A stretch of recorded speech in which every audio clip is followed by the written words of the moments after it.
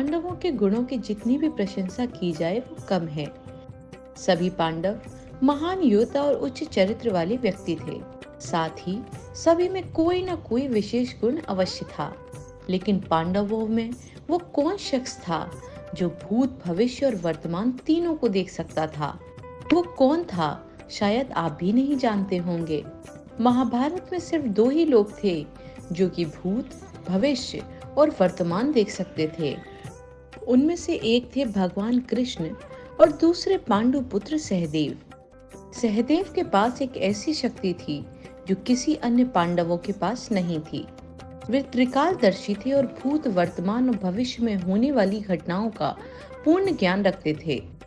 लेकिन उनकी ये शक्ति जन्मजात नहीं थी, बल्कि ये उन्हें अपने पिता के आशीर्वाद स्वरूप मिली थी। कई प्राचीन ग्रंथों में ये वर्णन है कि जब पांडवों के पिता महाराज पांडु श्राप के कारण मृत्यु को प्राप्त होने वाले थे, तो उन्होंने कुंती, माद्री और पांचों पुत्रों को बुलाकर कहा, पुत्रों, मेरा अंत समय अब आ पहुंचा है,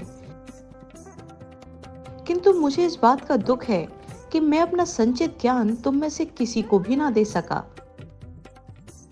मेरी मृत्यु के पश्चात ये सारा ज्ञान व्यर्थ हो जाएगा।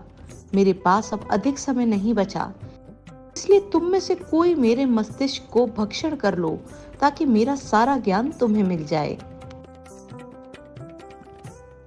पांडव वैसे ही अपने पिता की स्थिति देखकर शोक में थे। उस पर इस प्रकार का कार्य करना है, ये सोचकर ही पांचों कांप गए। किसी को ये साहस ना हुआ कि वह मरते हुए पिता का मस्तिष्क खा सके।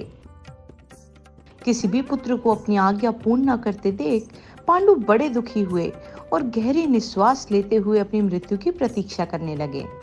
अपने पिता को उनके अंत समय में इस प्रकार दुखी देखकर अंततः सहदेव इस भीषण कृत्य को करने के लिए आगे आए।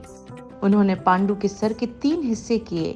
पहला हिस्सा खाते ही सहदेव को भूतकाल में हुई सारी घटनाओं का ज्ञान हो गया। दूसरा हिस्सा खाते ही उन्होंने वर्तमान और तीसरा हिस्सा खाकर उन्होंने भविष्य की सारी घटनाओं का ज्ञान हो गया। इस प्रकार अपने पिता के आशीर्वाद से सहदेव त्रिकालदर्शी बन गए।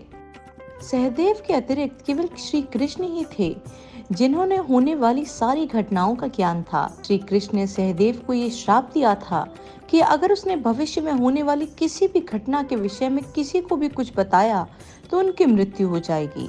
इसी कारण सहदेव ने होने वाले युद्ध के विषय में भी किसी को कुछ नहीं बताया, क्योंकि वे भी जान चुके थे कि युद्ध कितना आवश्यक है।